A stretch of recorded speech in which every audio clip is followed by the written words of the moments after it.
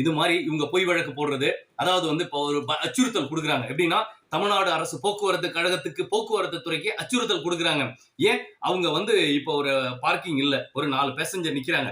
அந்த 4 பேசஞ்சரை அந்த கண்டக்டர் அந்த இடத்துல பஸ்ஸை நிறுத்தி எடுத்துக்கிட்டு போனா மட்டும்தான் தமிழ்நாடு போக்குவரத்து துறைக்கு வருமானம்.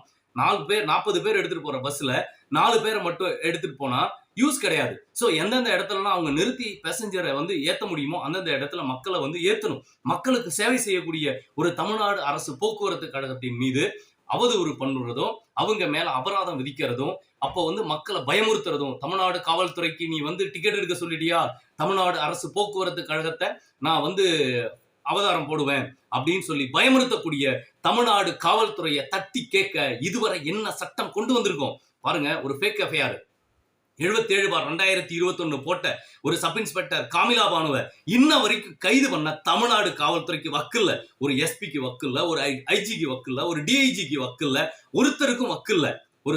அதே மாதிரி ஒரு பெண் மீது பொய் வழக்கு பதிவு பண்றாங்க. பாதிக்கப்பட்ட பொண்ணு 8 தையல் போட்டிருக்கு. அந்த பொண்ணு மேல ஒரு பொய் வழக்க பதிவு பண்ணி அந்த பதிவு பண்ண இன்ஸ்பெக்டரை போயிட்டு நம்ம நேரடியா பேசி, அதாவது சப் இன்ஸ்பெக்டர் ஆசை தம்பின்னு சொல்லி